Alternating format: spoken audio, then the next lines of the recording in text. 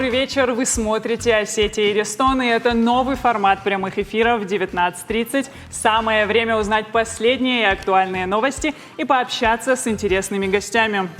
О самом главном, интересном в мире, России, на Кавказе и, конечно же, в Осетии в ближайший час. С вами Карина Тамаева и Хета Гастаев. Сегодня на повестке дня ситуация на Ближнем Востоке, с чего все начиналось. Вы зря читаете американские СМИ, они вас нехорошему научат. О заявлениях Владимира Путина на саммите стран СНГ. Поговорим также и о самом, конечно же, развитом туризме в республике, конечно же, в Северной Осетии, Алании, об инфляции в стране. Разберемся, что сейчас происходит с ценами на кофе и почему любовь во всем. Мы начинаем.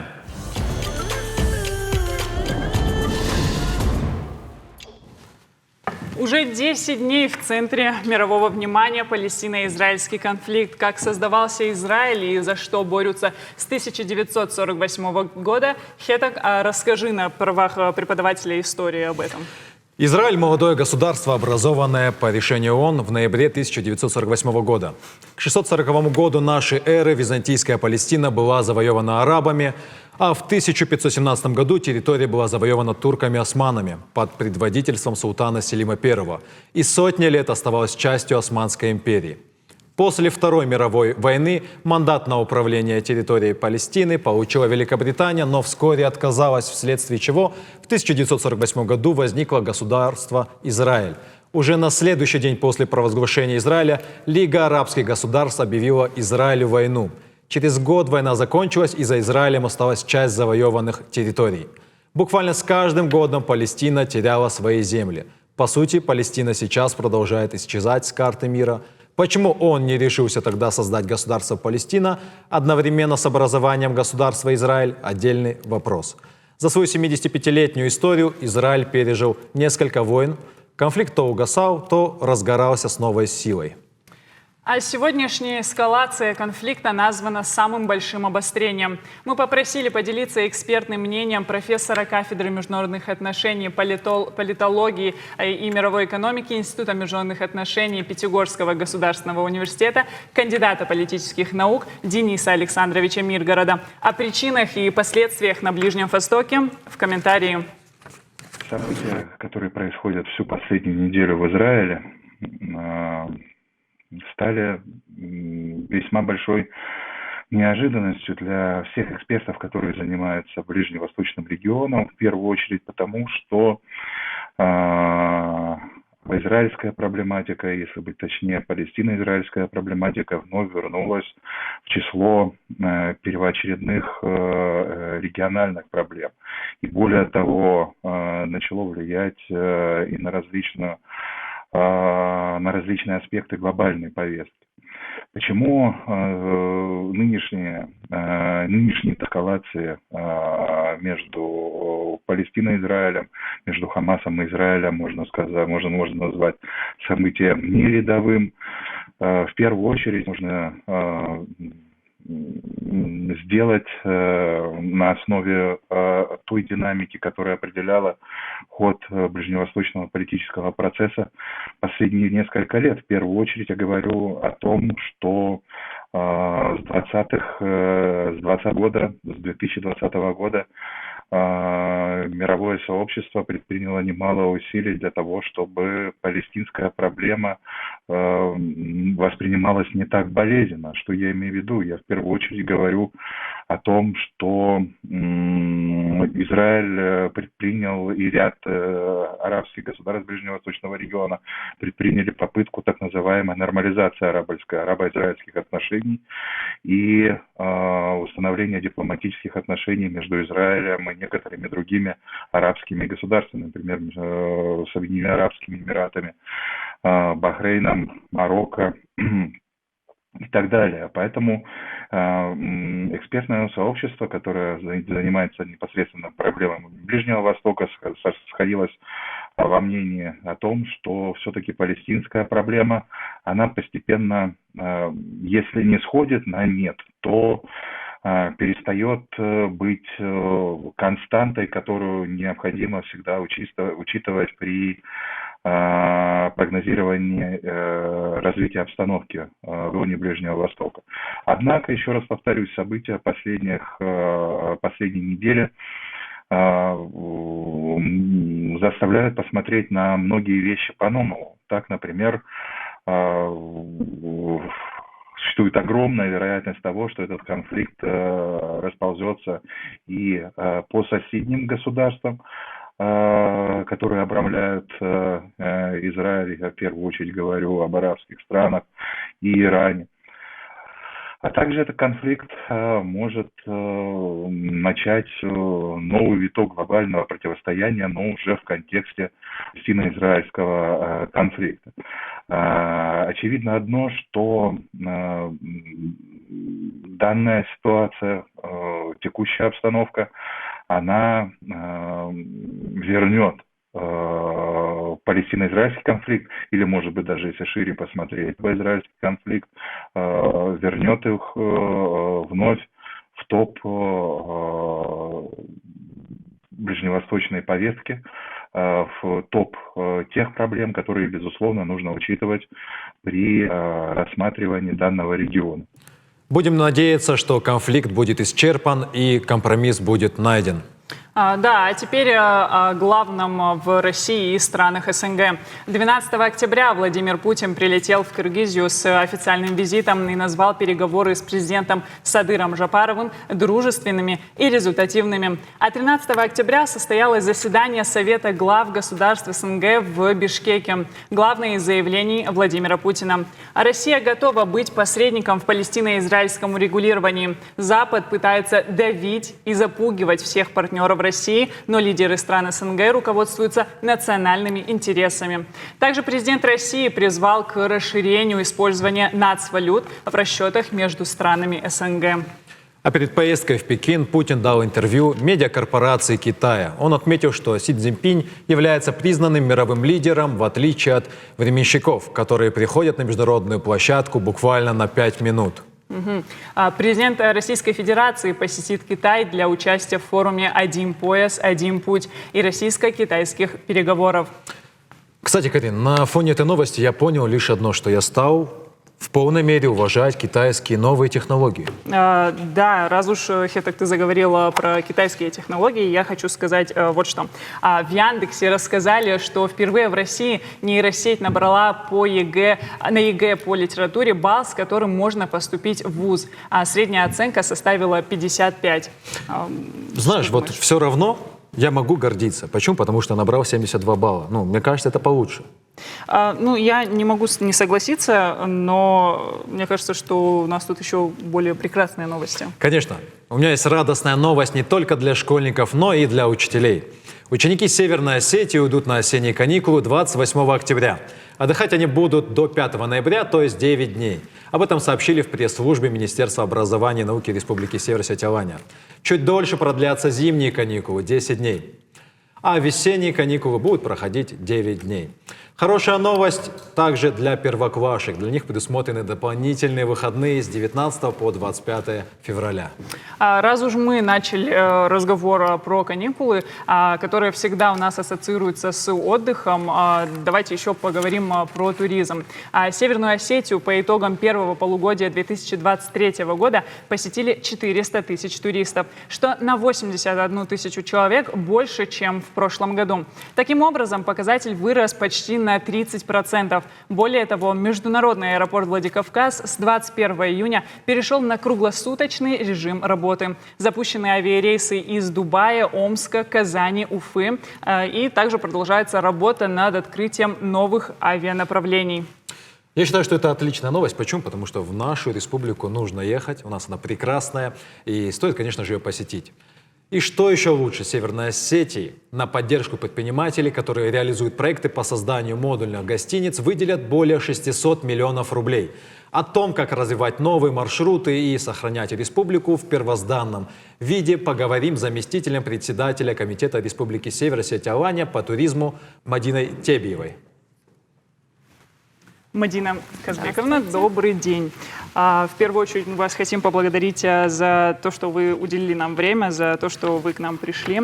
В первую очередь хотим вас спросить вот о чем. Ранее стало известно, что республика получила 610 миллионов рублей на развитие туризма и реализацию проектов по созданию таких модульных гостиниц. Расскажите, пожалуйста, поподробнее об этом проекте, как это будет происходить.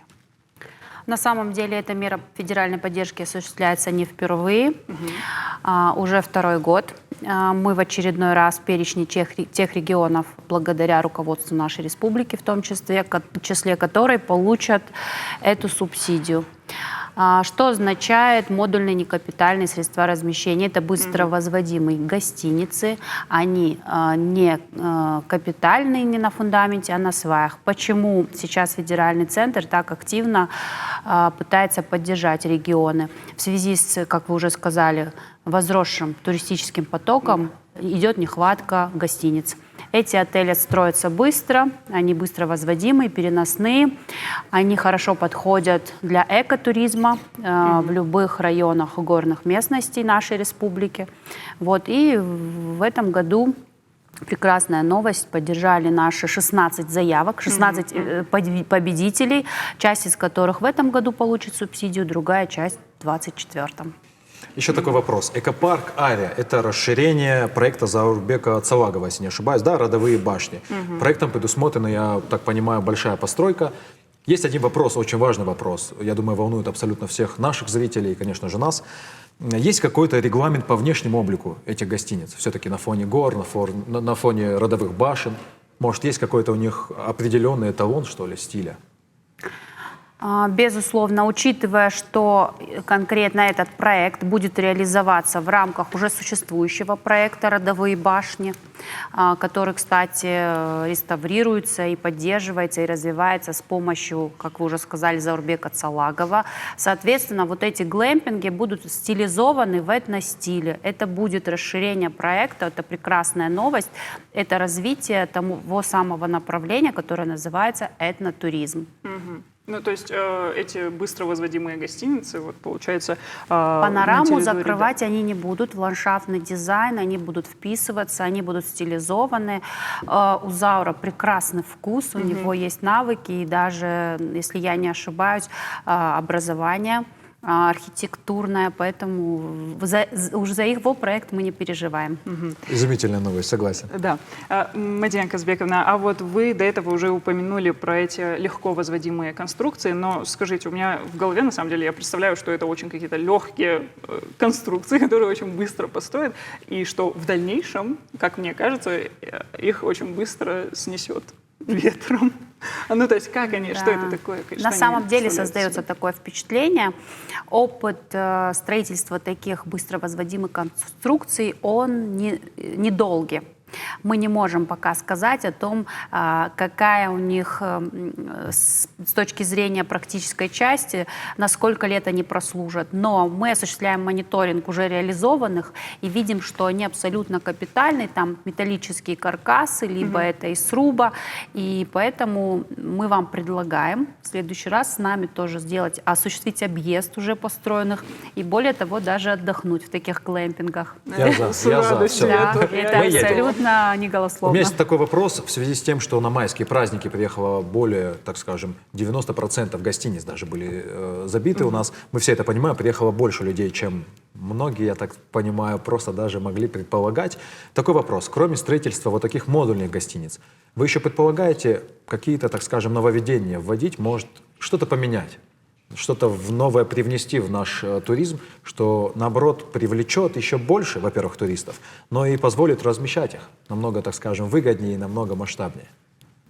Да, на самом деле очевидно, что помимо основных базовых объектов туристической инфраструктуры, нам еще не хватает развития каких-то объектов активного туризма, экстремального, активного, таких объектов и проектов, которые есть, например, в соседнем Дагестане, где мы недавно были на форуме, такие как зиплайн над каньоном.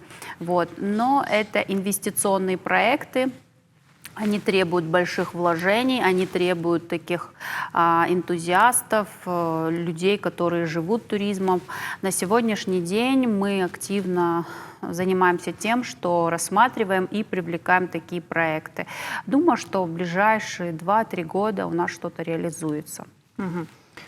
Мадина Казбековна, у меня тогда еще такой вопрос. Какую роль вообще играет вот у нас в туризме, да, в сфере туризма, цифровизация и использование каких-то новых технологий? Ну, может быть, помимо того, что мы строим такие быстро, легко возводимые там, гостиницы и отели. Что-то еще это привносит для Осетии? Цифровизация, Да. вы имеете в виду сотовая связь? Я думаю, может, просто новые, скорее, новые технологии. Новые Да, технологии. может, условно, там, ну, когда-то появилось онлайн-бронирование. Я думаю, что все туристы, особенно те, которые приезжают к нам из северной столицы, из главной столицы, они обрадовались, как никто другой.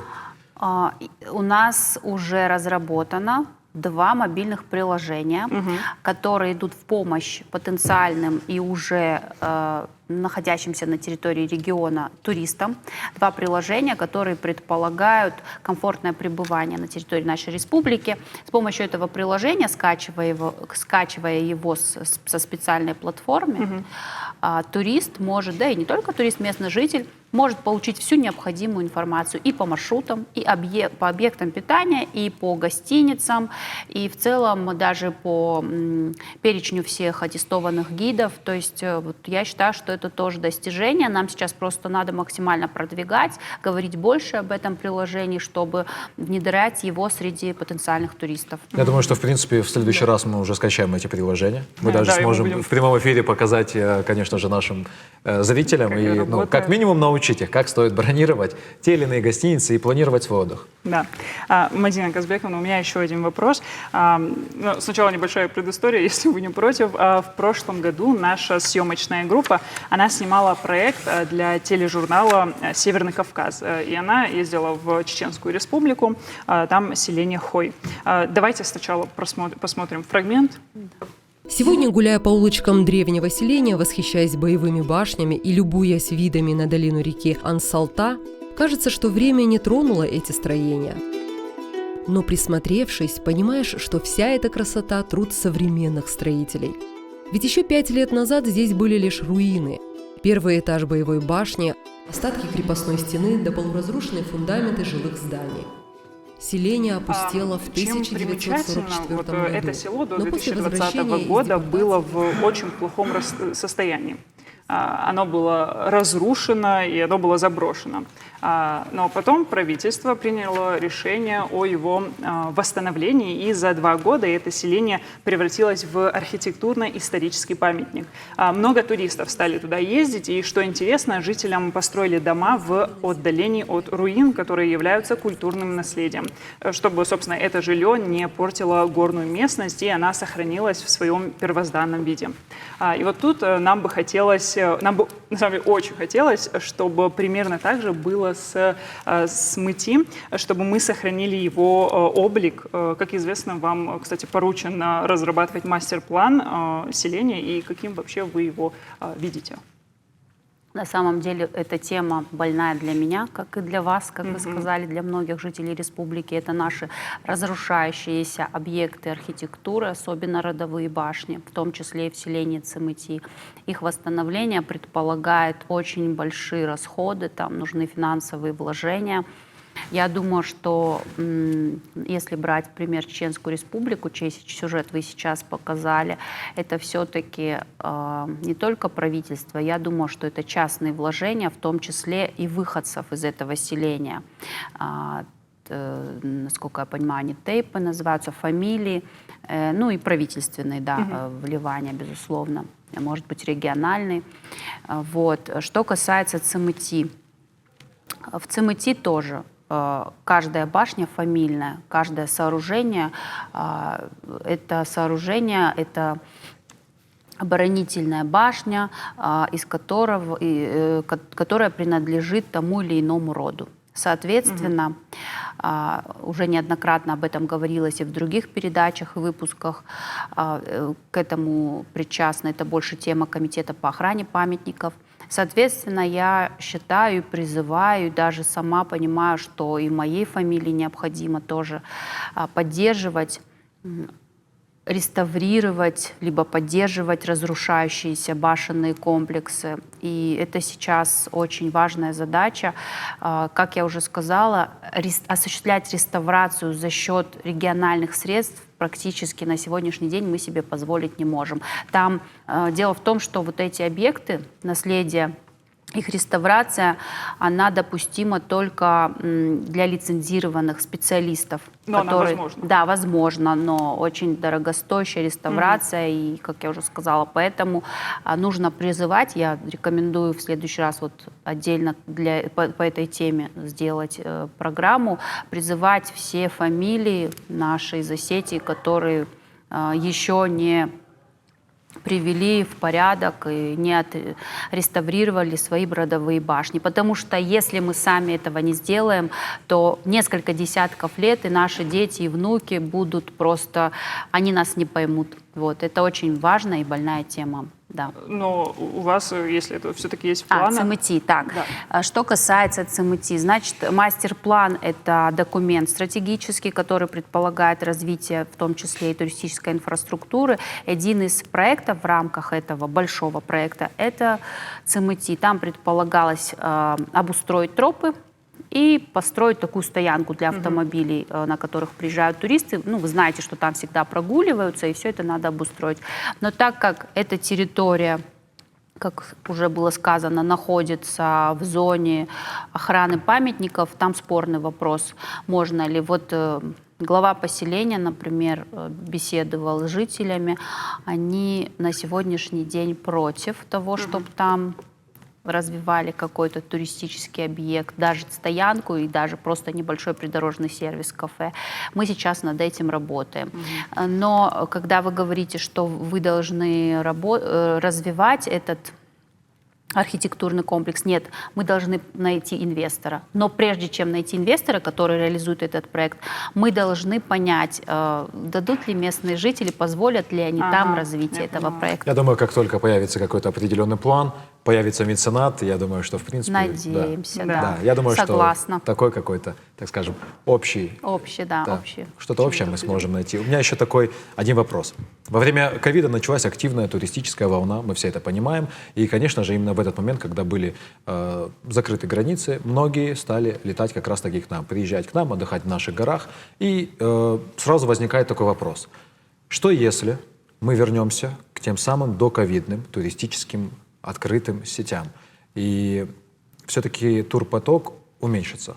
Как, так скажем, наша республика будет способствовать, попытается минимизировать все это? Отток туристов. Да.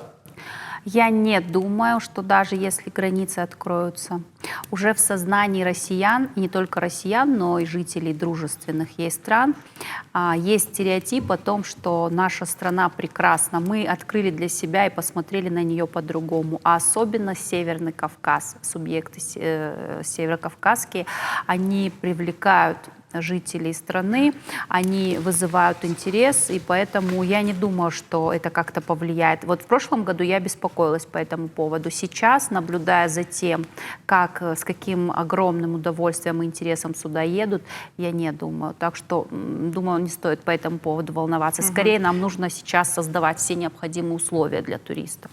Мадина Казбековна, мы благодарим вас за интересную беседу и, конечно, благодарим вас за работу и сохранение вот этого нашего культурного наследия. Мы прерываемся на короткую рекламу и встретимся сразу после нее.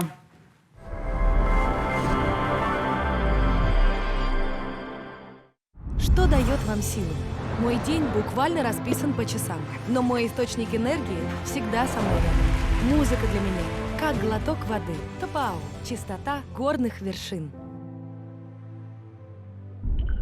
Специализированный магазин «Двери» на Калинина, 81. Огромный выбор межкомнатных и входных дверей производства Белоруссии и России.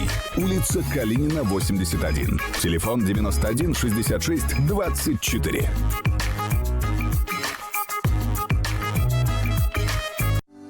Требуются сотрудники на прием и распределение товара на складском комплексе Wildberries. Опыт работы не требуется, мы всему вас научим. Скачай приложение WB Job, заполни анкету и выбери удобное место работы. Ждем тебя в нашей команде. Только в клинике варикоза нет. Комплексное лечение проводят ведущие врачи федеральной сети с международной практикой за один день по доступной цене. Кырджалийская, 17 77 01 01. Мы взяли и сделали Вкусвилл. Магазин, где полезно и вкусно. Взяли честных поставщиков и сделали с ними вкусную ветчину без усилителей вкуса, десерты, в которых сахар заменили на фрукты, и много других уникальных продуктов. Взяли на работу вежливых продавцов и сделали приложение с бесплатной доставкой. Мы взяли и открылись, чтобы вы взяли и попробовали Вкусвилл. Декор-центр на Станок Исаева 33А приглашает вас за выгодными покупками в отделы мебели, интерьера и света. Гибкая система скидок Декор-центр. С нами выгодно. Улица Станок Исаева 33А. Какие товары выбрать? Выбирайте товары, отмеченные российским знаком качества. Проверено Роскачеством. Покупайте смело.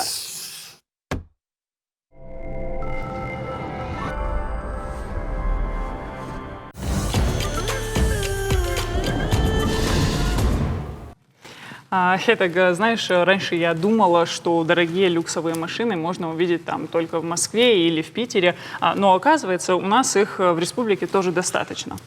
Я тебе больше скажу, конечно. Более того, в 2022 году в Северной Осетии было зарегистрировано 63 премиальных авто стоимостью свыше 10 миллионов рублей. Больше всего премиальных авто на Ставрополе – 234. Меньше всего в Карачаево-Черкесии – 25. Наверное, содержать эти машины тоже затратно. Например, средний чек на покупку зимней резины осенью этого года вырос на 12%, а одна шина обходится примерно в 6 тысяч рублей. И на фоне роста цен на импортную резину покупатели стали все больше обращать внимание на российские и азиатские бренды. Цены растут, но все же автолюбители должны помнить, что с 1 сентября 2023 года постановлением правительства Российской Федерации введен запрет на использование зимних шин летом и летних шин зимой. Мы пообщались с начальником управления ДПС, управления ГИБДД и МВД по Республике Северная Осетия-Алания Александром Маргиевым и узнали, когда же все-таки надо менять резину и какую ответственность понесут нарушители. С 1 декабря по 31 марта в обязательном порядке транспортное средство должно быть оснащено зимними шинами. При этом, соответственно, водитель в первую очередь должен руководствоваться текущими погодными условиями. То есть зима настает, как правило, не по календарю, а по погоде. И, соответственно, при понижении температуры воздуха ниже нуля, либо близко к этой отметке, обязательно на транспортных средствах уже должны быть установлены зимние шины для безопасной его эксплуатации. В связи с тем, что и в правила дорожного движения были внесены изменения, и, соответственно, и Кодексом Российской Федерации об административных правонарушениях предусмотрена ответственность. Это штраф в виде 500 рублей. Ну, естественно, в первую очередь сотрудники госавтоинспекции будут проводить разъяснительную работу с водителями, с участниками дорожного движения, рекомендовать именно своевременно поменять летние шины на зимние. Маркировка шин будет исходной составляющей для того, чтобы того или иного водителя привлечь к административной ответственности. То есть любая шина маркирована, соответствующая летняя она или зимняя. То, что касается проблем АБС, то законодательно урегулировано, что маркером вот этим, говорящим о неисправности антиблокировочной системы торможения, будет достаточно наличия соответствующей лампочки на приборной панели. Хетаг, знаешь, у меня есть знакомые, которые не хотят тратиться на зимнюю шину, на зимнюю резину, а ведь снег у нас становится почти редкостью в городе, и в те дни, когда дороги подмерзают, они вызывают такси. А как готовятся к зиме владикавказские автовладельцы в комментарии сотрудника автосервиса? На все автомобили, конечно, выбирают абсолютно разную. На дорогие автомобили люди больше стараются покупать именитую, брендовую. Все исходя от своих возможностей, ставят и бюджетную резину очень много. В этом сезоне и китайской, в прошлом сезоне и в этом сезоне китайской резины очень много ставят. По цене она людей устраивает, да и качество у нее, мне кажется, что стало намного лучше, чем раньше. Уже люди так скептически не относятся к этому. У нас используют в основном липучку, потому что снег бывает день-два, потом растает, и нету смысла ездить на шипованной резине. Поэтому у нас в основном все ставят, если люди не выезжают куда-то в горы или еще куда-то там, где очень заснежено, у нас ставят в основном липучку. Потихоньку люди, да, начинают подготавливаться, готовятся. Бывает, люди привозят, у кого комплект с дисками, диски резина зимняя, они привозят их, готовят, чтобы колеса были подготовлены, лежали. После этого они просто заезжают, могут их за 2 секунды установить, готовые колеса, и ехать в путь. Но есть и такие, которые ждут момента, пока снег пойдет, и потом собирается вот этот ажиотаж, когда вы видите на шиномонтажках миллион людей, все стоят, мерзнут, всем куда-то нужно срочно ехать. Поэтому лучше, конечно, в конце октября, в начале ноября уже начинать готовиться. Хетак, знаешь, когда у меня появится машина, то я точно вовремя буду менять шины, потому что и резину, в принципе, потому что это же не только про штрафы, но еще и про мою безопасность и безопасность окружающих. Я с тобой полностью согласен, но для этого сначала нужно купить ее. Если мы начинаем, в принципе, говорить про машины, про шины, мы должны также сказать, что под горячую руку инфляции также попали не только они. Темпы роста цен в России прямо сейчас проходят максимальную точку. Пик годовой инфляции будет достигнут весной и летом 2024 года. Об этом сообщил зампред Центрального банка Алексей Заботкин. Хетак, однозначно дорожает все. Я сейчас покажу в цифрах, какие товары и насколько выросли в цене. А инфляция в Российской Федерации с 3 по 9 октября вообще ускорилась на 0,24%, а в сентябре она составила 0,87%. Подробнее о том, что же подорожало. Яйца куриные, они подорожали на 4% и сейчас стоят 110 рублей. Мясо куриное сейчас стоит 335 рублей. Например, гречка и рис, они подорожали на 0,5%, и их стоимость на данный момент это 150 рублей. Ну и стоит отметить говядину и свинину, которые подорожали на 0,3%, и сейчас обходятся в 400 рублей. Ну и помидоры, сейчас они стоят 235 рублей, и подорожали они на плюс 7%. Карин, здесь я дополню. Все дело в том, что на мясо птицы в России цены должны до конца года стабилизироваться, считает гендиректор одной птицефабрики, которая многим известна как Михайловская птицефабрика, Батрас Цалкосов. По его мнению, стоимость должна снизиться, при этом нужно учитывать рост курса валюты. Да, мы, безусловно, будем ждать снижения цен, и уже сейчас могу с уверенностью сказать, что стало дешевле на данный момент. Например, мы можем сказать, что огурцы, они снизились, и сейчас их стоимость на них снизилась, и стоят они 98 рублей. Яблоки снизились на 2,6%, и их стоимость также 90 рублей. Картофель. Очень важный пункт. На 20 рублей сейчас стоит, снизился на 2,5%. И очень важный момент, стоит отметить, что автомобильный бензин сейчас стоит 55 рублей за литр, то есть стоимость снизилась на 0,5%. И, конечно же, дизельное топливо 50 рублей за литр. Вот говоря про бензин, если мы понимаем, что он стал дешевле, это, конечно, хорошая новость. Но мне кажется, что наши местные водители не заметили, как он, в принципе, подешевел. Но сначала мне надо, конечно же, купить машину для того, чтобы понять, что правда, на полном серьезе это как-то весомо складывается. Хетак, слушай, ну не все сразу. Сначала надо купить магнитолу, а потом уже машину. Все по порядку, конечно. Да. У меня тут новость, которая может не понравиться кофеманам. Вот, если ты так начинаешь, если честно, мне уже не по себе. У нас на каждом углу кофейни их становится все больше и больше. Что не так? Знаю. И сейчас мы на самом деле все объясним.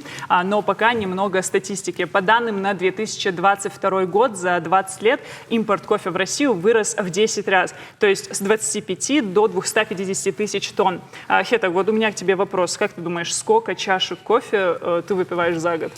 Так, ну, я думаю, что около 70, может, чуть-чуть больше. Ну, ты почти попал. Обычный россиянин выпивает порядка 300 чашек, то есть это около 60 литров на человека. То есть потребность в кофе у нас серьезная. И раз уж мы его пьем, то хотелось бы, чтобы он был хорошим и качественным. Однако российские кофейни могут начать продавать низкокачественный кофе, а его качество снизится по двум причинам. Это колебания курса валют и рост цен.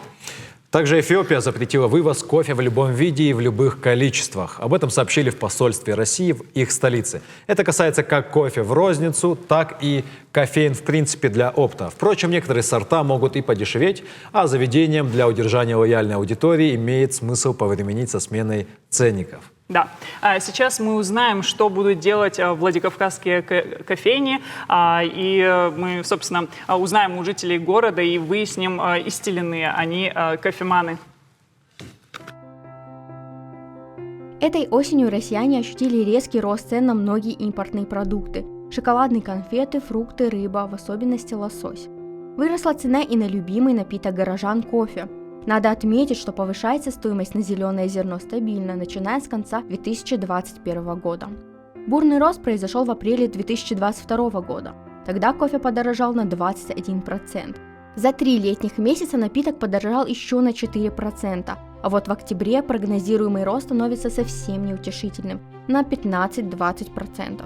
В принципе, определенные, скажем так, инфляционные ожидания были, да, то есть стоимость закладывалась, чтобы определенный люфт был, потому что, ну, как бы, нужно понимать, что сейчас, наверное, это неизбежно, но нужно будет считать, насколько цена поднимется и насколько мы можем позволить себе продавать по той же цене, потому что, ну, условно, перейти на альтернативное зерно более низкого класса, ну, для нас это непозволительно, есть определенная, как бы, клиентская база, да, то есть, ну, наши гости уже привыкли к этому вкусу, и перевести их на что-то другое, ну, мы не сможем. Ну и это не хотелось бы. Основными причинами роста цен, по мнению экспертов, является повышение стоимости сырья в странах-экспортерах и ослабление рубля. На цену также повлияло подорожание топлива и осложнение логистики ввоза товаров. В целом, структура ценообразования в обычной городской кофейне состоит из 3 основных параметров. Первое – себестоимость сырья в среднем 25-30%. Второе – зарплатный фонд, также около 25-30%. И третье – это аренда, 10-20% от оборота. При повышении цены ароматных зерен на обещанные 15-20% расходы кофеин значительно возрастут. Повышение еще также касается тем, что ЖКХ растет. Вот сейчас мы за киловатт платим 10 рублей с копейками, то есть в прошлом году эта сумма была 6 рублей. Ну, тоже, опять-таки, и государство у нас тоже, можно сказать, чуть-чуть душит. И поэтому, да, приходится нам чуть-чуть поднять цены в следующем месяце. Ну, от этого не уйти. Ну, либо закрыться, либо повышаем. В случае с вынужденным повышением стоимости бодрящих напитков предприниматели в первую очередь рискуют потерять часть наработанной клиентуры. Поэтому мы решили опросить жителей города и узнать, повлияет ли сложившаяся ситуация на их привычку потребления кофе. Если вот так вот по-честному, около 7 тысяч в месяц именно на кофе я трачу. В месяц я трачу, наверное, 4-3. Ну, в среднем где-то 3-4 тысячи. До 2000. Я не покупаю кофе. Наверное, 4-5 тысяч, получается, так уходит. Но это приятное кофепитие, это общение. Ну, кофе – это всегда общение и настроение. Пью кофе очень редко, поэтому меня это никак не затронет. Ну, скорее всего, нет, потому что у меня каждое утро начинается с кофе, и вряд ли я себе смогу отказать в этом бодрящем напитке. Нет, экономить я не буду, потому что для меня кофе – это настроение, и, может быть, даже не насколько вкус, насколько именно аромат кофе. Поэтому я буду пить, как и пила, угощать буду, и я как-то особо не считаю, если бы не был задан этот вопрос, я бы в цифровой эквивалент это не перевела. Как бы стоит понимать, что последние, кто заинтересован в подорожании цен, повышении цен, это предприниматели, потому что для нас это не критично, но это проблематично. Потому что как бы потребитель привыкает к определенным ценам, и на самом деле люди больше зарабатывать не стали, у них также покупательная способность падает, да, инфляция, потому что она не исключительно на кофе распространяется, поэтому очень не хотелось бы цены повышать. Инфляция, непрекращающийся рост цен на сырье наносит сильный удар по устойчивости малого бизнеса республики. Чтобы сгладить резкую динамику цен на товары, импортерам приходится искусственно удерживать цены за счет маржинальной прибыли, что отягощает еще и прошлогодний рост цен на арабику. Однако долго такая схема работать не будет. И уже сейчас, открывая меню знакомых кофеен, мы наблюдаем рост цен не только на зерновые напитки, но и на всеми любимые десерты. Буквально недавно я собирал всю документацию, все бумаги, чеки и нашел чек прошлого года, где наши поставщики продавали нам ровно в 2 раза дешевле нашу продукцию. То есть это круассаны, пончики, молоко было дешевле намного. То есть все гораздо повысилось. На какие-то продукции 100% надбавка, на какие-то 50%, по-разному. Наверное, придется в перспективе поднимать цены, но это тоже крайняя мера. Как бы будем пробовать выживать так. Усилиями местных предпринимателей пока получается сдерживать резкий скачок цен на кофейные напитки, и любимый стаканчик капучино или ванильного рафа владикавказцы все еще могут приобрести по приемлемой цене. Как изменится ситуация к зимнему сезону, когда поднимется ажиотаж на согревающие напитки, и какие меры будут предприняты государством, увидим. Мы можем лишь порекомендовать горожанам переходить на полезные травяные чаи, которые можно собрать самостоятельно, организовав себе очередную поездку в горы. Ника Доева, Алана Бзыкова для программы «Самое время». Знаешь, теперь мы или вообще в принципе сократим потребление кофе, или перейдем на чай? Да, мне кажется, что это будет очень серьезный вызов для всех любителей капучино и рафа. Итак, вчера исполнилось 164 года со дня рождения выдающегося остинского поэта и основоположника остинской литературы Коста Ливановича Хитагурова. По всей Осетии этот праздник отмечали по-разному, и гости нашего сегодняшнего выпуска также отдали дань уважения.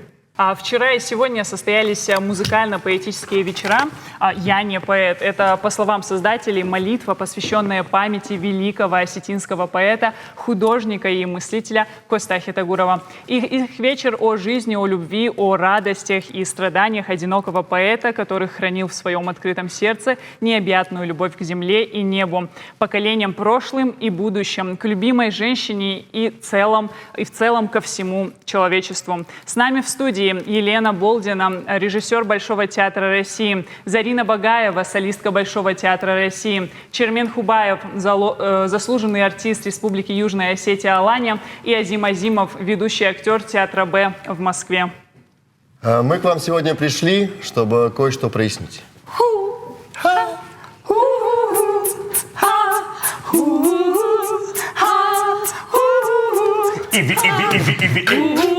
Милана Батаева, Олег Цгоев, Зарина Багаева, Чермен Хубаев, Елена Болдбаха, Азим Азимов. Осетия, мы с тобой сейчас в эфире. Всем привет, мы на Эрстон ТВ. Я не поэт, но поэтому тебе расскажу, кто такие театр Б.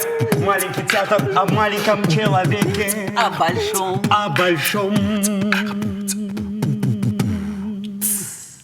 Здравствуйте! Здравствуйте. Вот можно было, Карина, вообще не объявлять. В принципе, все прошло настолько идеально. Уже официально здравствуйте. Здравствуйте. Мы очень рады. Я знаю, что у прошедших музыкально-поэтических вечеров довольно символичное, необычное название было, да? «Я не поэт». Если мы правильно поняли, то продолжение «Я не поэт», обольщенный мечтою, «Я не играю беспечно стихом». Все верно. Да. Почему именно название этого стихотворения? Что оно для вас вообще значит? Кто сможет ответить? Давайте. Оно оказалось первым, которое мы нашли в интернете. Как все максимально просто. Да. На самом деле, оно оказалось первым и символично оказалось первым, потому что оно отражало наш взгляд, да? И Елена добавит. Знаете, в современном мире люди гонятся за успехом, за регалиями, а тут вдруг так просто. Я не поэт. И мы как бы... Я думаю, что это много значит.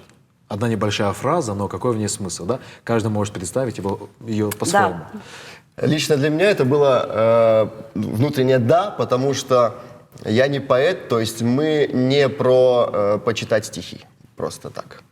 Мы про то, чтобы копнуть, вытащить вот те ценности, о которых говорили в этих стихах, и о них помолиться.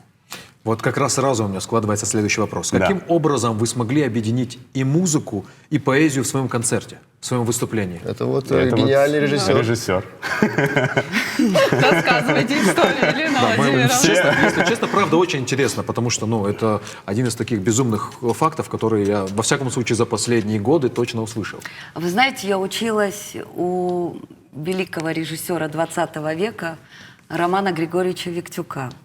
И это, конечно, школа его. Это он сумасшедший режиссер, который объединял синтез сделал. Музыка, видео, тексты, актерское тело, пластика. Это Роману Григорьевичу огромное спасибо. Скажите, очень много концертов вообще сейчас происходит как в Осетии, так и, в принципе, по всей России. Каково их значение в глобальном понимании вот для вас? Серьезный вопрос.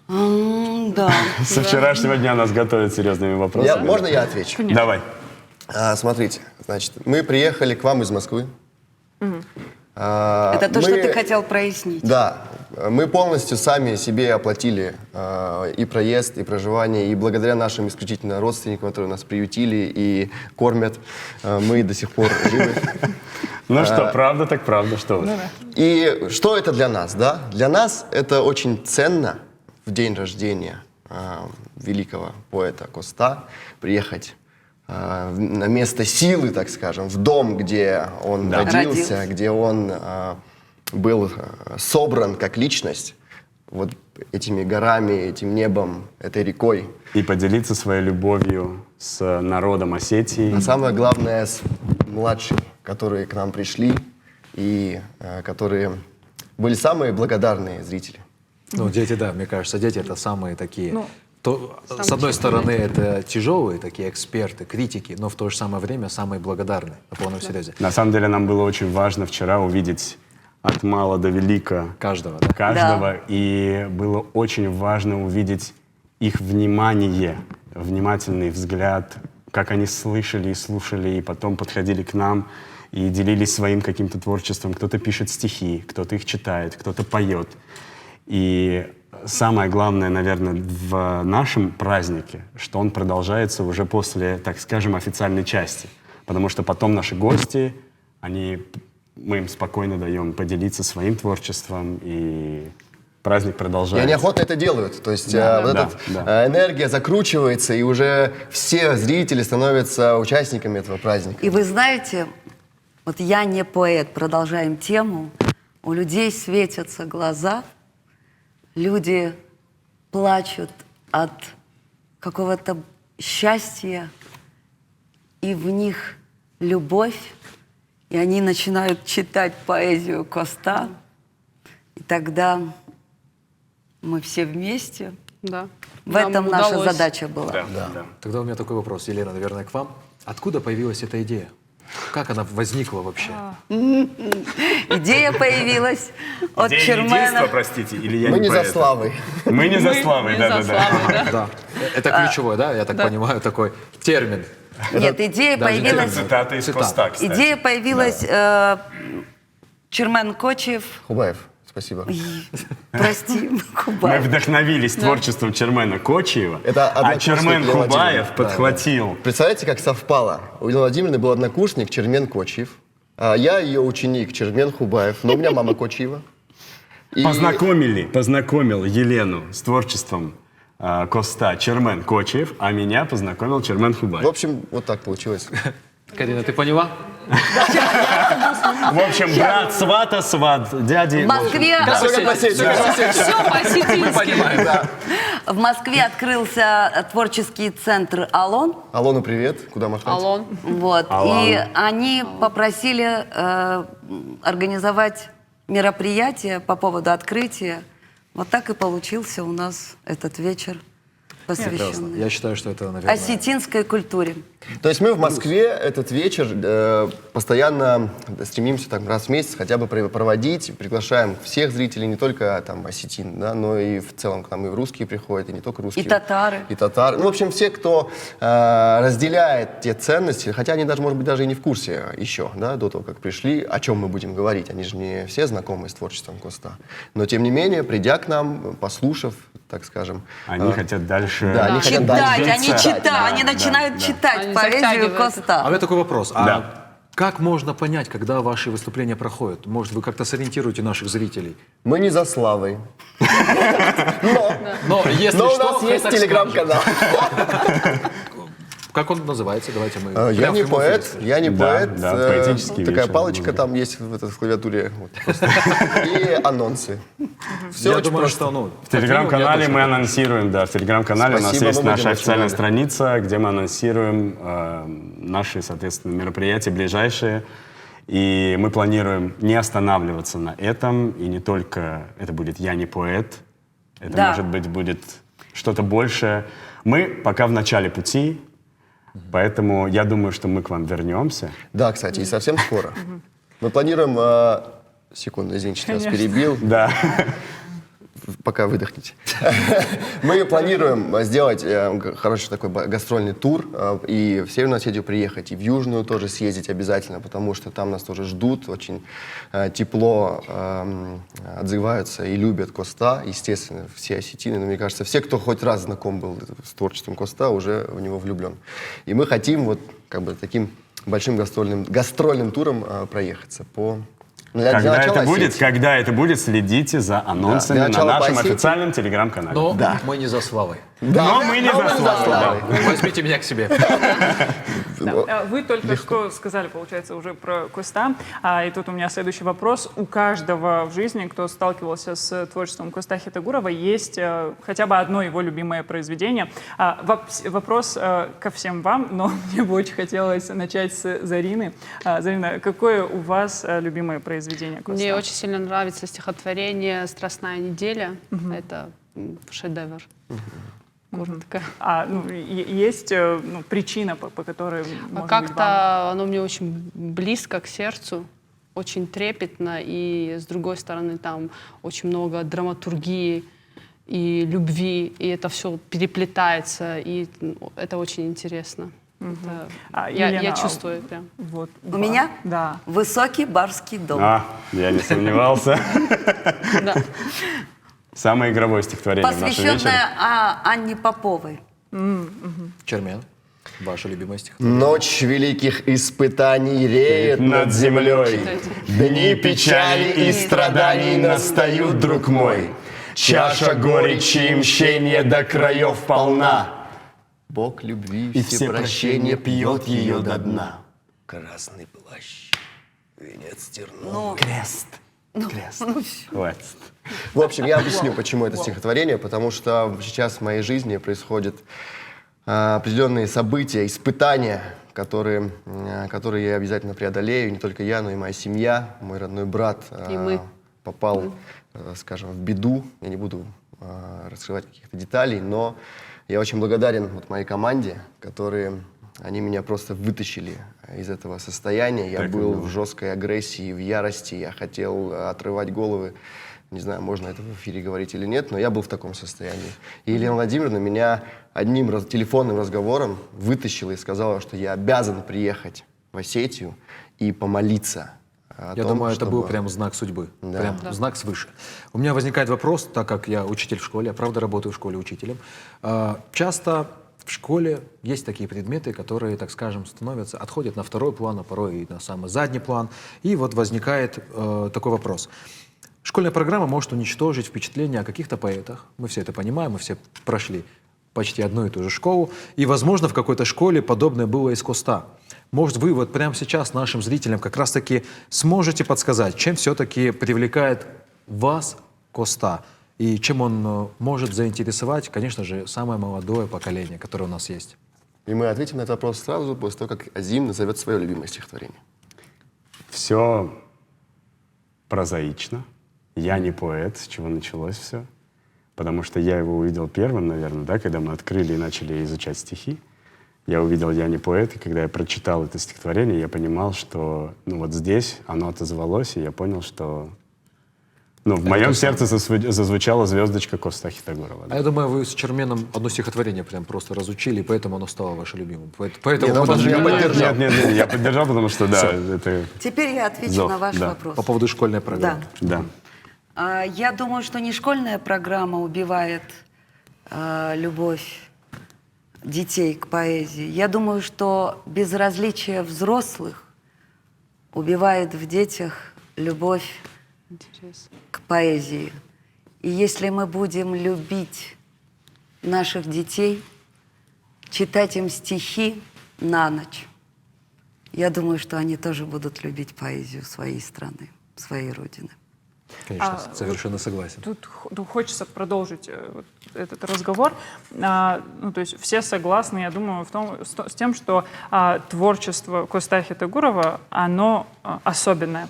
Но хочется спросить тогда вас, почему оно особенное и почему оно актуальное во все времена? Я не думаю, что его творчество особенное. Простите, я позволю высказать свое мнение. Я думаю, что оно не особенное. Оно написано от сердца к сердцу.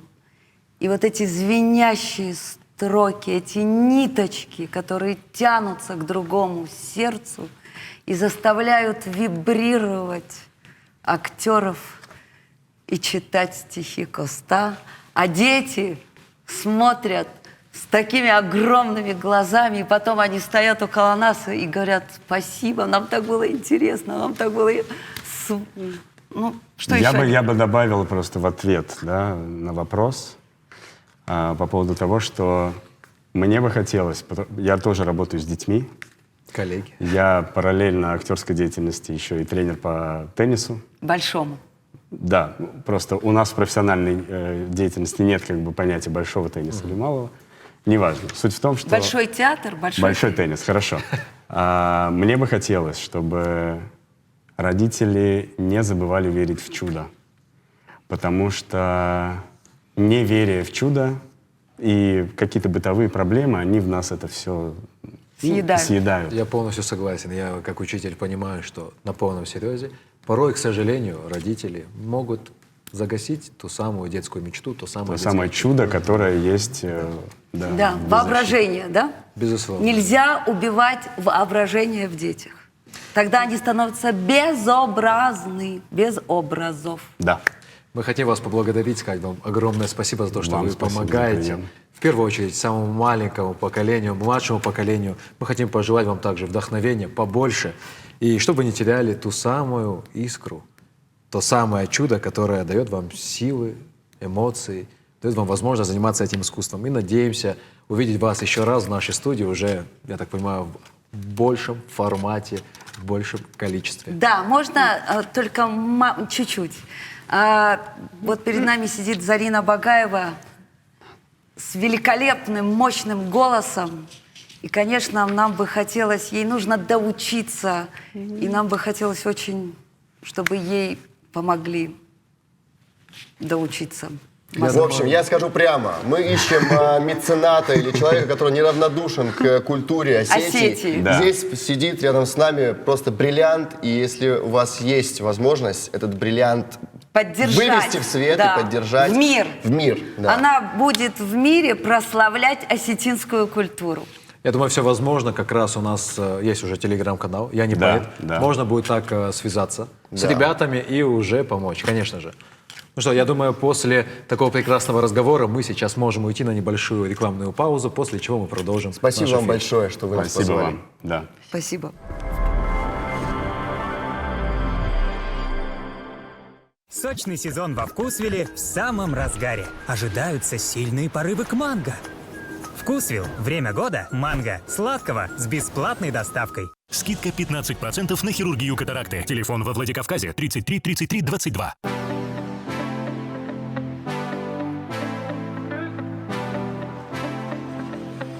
Мебельный салон «Рум».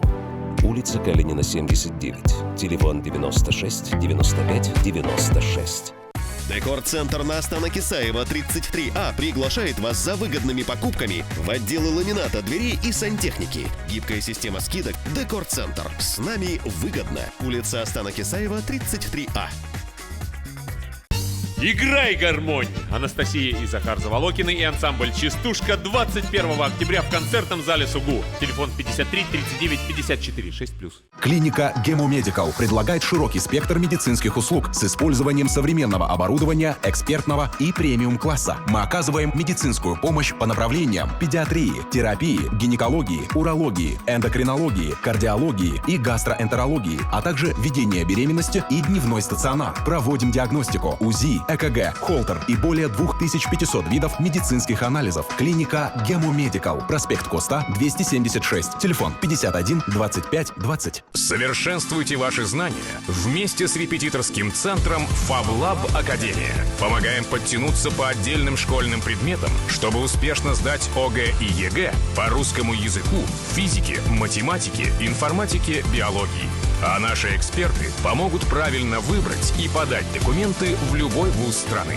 Учиться комфортней с FabLab Академия. Наш адрес – Маркова, 67. Подробности по телефону 92 38 46. Государственное юридическое бюро Республики Северная Осетия Алания. Бесплатная юридическая помощь. Социальные гарантии граждан. Телефон горячей линии 53 65 66. Ждем вас по адресу улица Осипенко, 3.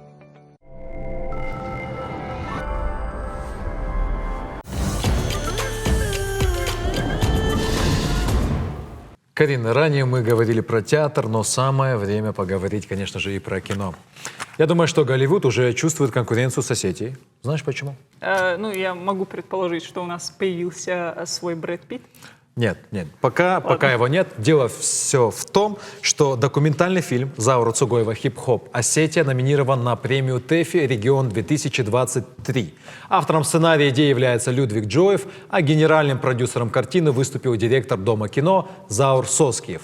В финальном этапе осетинский фильм сразится с двумя фильмами «Жирная река. Полярные истории» и «Иван Путилин. Первый сыщик империи». Церемония награждения пройдет 20 ноября, но прямо сейчас мы уже поздравляем всю команду Заура Цугоева и, конечно же, ждем абсолютную победу. Хетак, я думаю, что это прекрасное событие. Знаешь, побольше бы таких, в принципе. Вот еще одна прекрасная новость. Молодожены в Осетии, в принципе, в России смогут получить единовременную выплату в размере 10 тысяч рублей. Депутаты Госдумы внесли на рассмотрение законопроект о единовременной денежной выплате супругам в связи с их бракосочетанием, согласно которому граждане Российской Федерации в возрасте до 35 лет с постоянной российской пропиской, которые впервые вступили в брак, смогут получить единовременную выплату в размере 10 тысяч рублей. Для получения выплаты необходимо будет обратиться с заявлением в органы соцзащиты в течение 1 года со дня заключения брака. Однако не все разделяют подобную точку зрения, говоря о том, что это вряд ли будет подталкивать молодежь к заключению брака. Вот для тебя это как-то весомо? Нет, я не сказала бы, потому что для меня 10 тысяч ничего особо не будут решать и вообще никак не повлияют на мое решение. Но я вот что скажу. Ты знаешь, что каждая третья семья ругается из-за залипания одного из супругов в телефоне?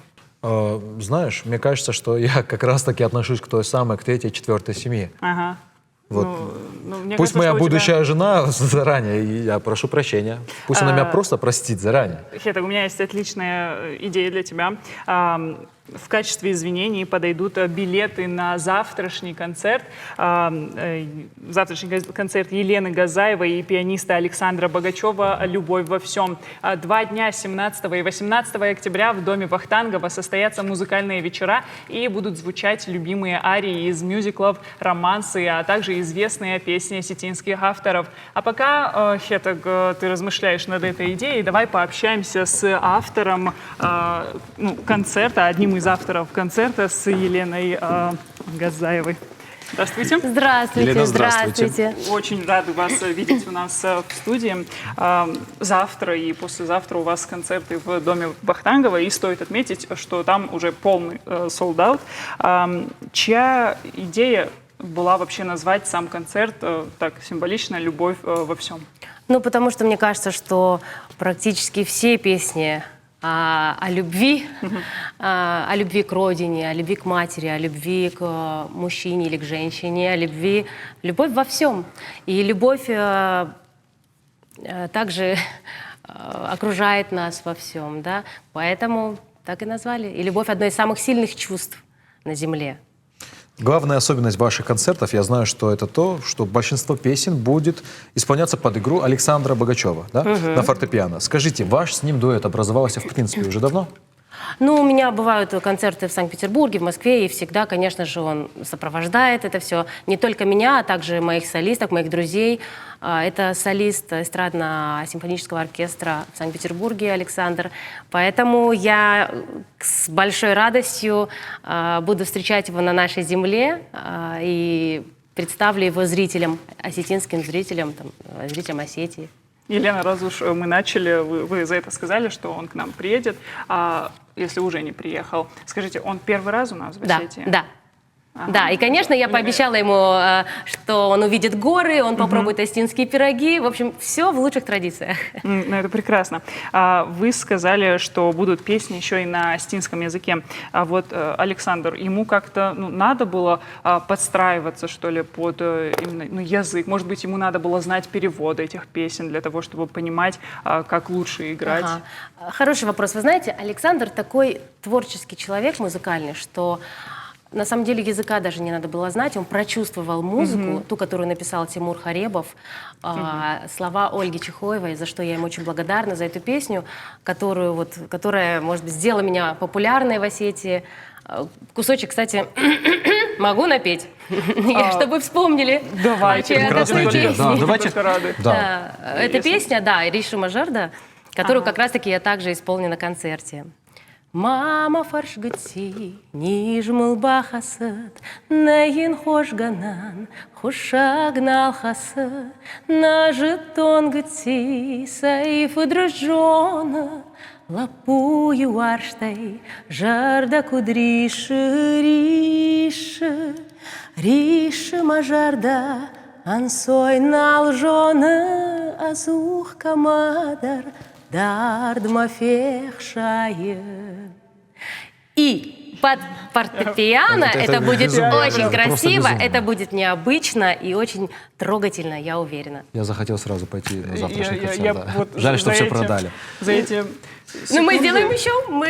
Если все хорошо, удачно пройдет, мы повторим. Я думаю, все пройдет изумительно. Спасибо. Елена, во время выступления вы наверняка обращаете внимание на реакцию аудитории. Так вот, вопрос. Насколько сильно отличается аудитория в Москве, к примеру, и в Осетии? Мне сложно на этот вопрос сейчас ответить. Почему? Потому что я отвечу, наверное, через 2 дня на него, когда я уже здесь, будет у меня такой камерный концерт. Потому что у меня был здесь концерт, это было 2 года назад на площади Свободы. День города совпал с моим днем рождения, и 2 года назад был большой концерт.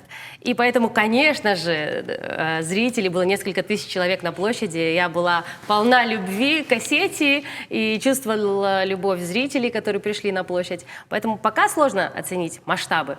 Но вот я уверена, что зритель в Осетии, он, наверное, все-таки самый душевный, самый трогательный. Ну, потому что это моя родина. Это что-то Пусть не обижаются зрители из Москвы и Санкт-Петербурга.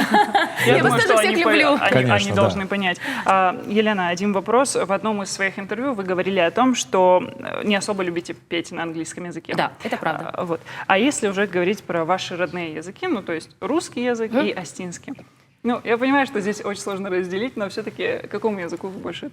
Я при этом скажу, что у меня бывают также концерты в Москве, в Санкт-Петербурге, я даю сольные концерты. Я практически каждый концерт пою осетинскую песню. Да, для московского или для питерского зрителя. Потому что я все-таки хочу, чтобы они слышали, знали о нашей нации, о наш язык. И есть даже люди, которые... У меня есть группа поклонников, которые выучили песню на осетинском языке и преподнесли мне ее как подарок просто. А на день рождения спели песню «Думакуаржай». Тоже эта песня прозвучит у нас на концерте завтра и послезавтра. И они, вот русские девочки, пели на осетинском языке. Кстати, и мальчики, мои коллеги, пели на осетинском языке. Вы же помните ролик, который мы делали в пандемию? Когда мои коллеги пели песню. Да, вы тогда еще рассказывали про то, что у них даже что-то не получалось, и вам приходилось... На аудио я говорила, нет, не «ды», а «ды». Я учила их произношению осетинскому, да.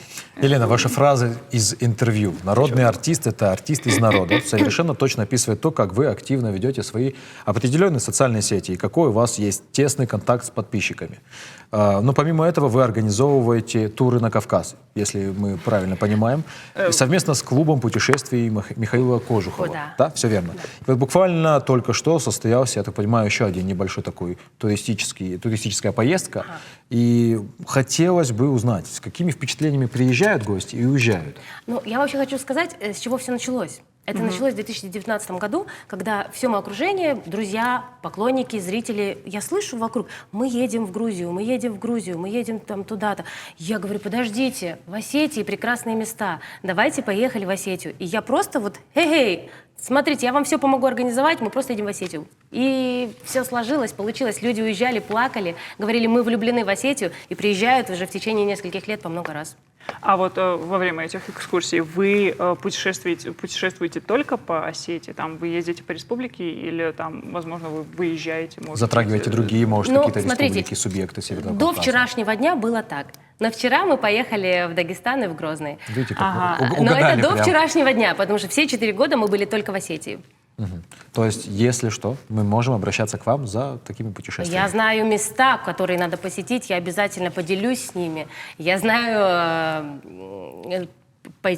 туристические дорожки, экотропы. Конечно, я совсем поделюсь. Звучит замечательно. Да. Елена, еще один момент. Вы часто говорили, или, по крайней мере, один раз точно вы об этом сказали, что если вы больше 3 месяцев там, не бываете в Осетии, цитирую, то у вас начинается ломка от этого, и вам чего-то не достает. Скажите, ну и когда вы приезжаете, то вы, следовательно, питаетесь этой какой-то энергией. А скажите, в этот раз вы уже напитались этой энергией или вот это произойдет завтра, может быть? Смотрите, я вам более того скажу. Я сегодня была в горах, я сегодня была в Феогдоне. И я стояла посреди реки, слушала реку, слушала горы. И, конечно, каждый раз, попадая в горы, я там питаюсь энергией этой. И, естественно, завтра и послезавтра это будет очень такая мощная вечера. И я получу, наверное, все-таки тоже энергию, зарядку, подпитку и поеду с новыми силами в Москву и Санкт-Петербург. Покорять их дальше. Да, и скажите, еще хочется поговорить по поводу вот завтрашнего вечера и послезавтрашнего, собственно. Что самое такое масштабное, что самое главное стоит ожидать от этих концертов, что... Спойлерить, конечно, вот не вот хочется, я думаю, но я бы сейчас сказала, но не могу сказать. Но будет что-то особенное. Но будет очень душевно. Будет такие нюансики будут, да. Карина, и песни, знаешь, подбор песен тоже необычный. Мне больше всего обидно то, что у меня завтра день рождения, я не попаду на концерт. Мне теперь стало завтра грустно. день рождения? Да, может, ну если что, я так понимаю, я смогу пройти, где-то в сторонке постоять. Я думаю, что мы договоримся. Все, без проблем. Теперь я точно счастлив. Мы хотим вам пожелать удачи. Во-первых, конечно, завтра, послезавтра, чтобы каждый раз ваш концерт собирал полный зал, чтобы в скором будущем это был уже олимпийский. Все об этом мечтаем. И чтобы зрители получили, конечно же, максимальное удовольствие. Вы напитались энергией для дальнейших целей. Да, мы постараемся. Спасибо вам большое. Спасибо вам тоже.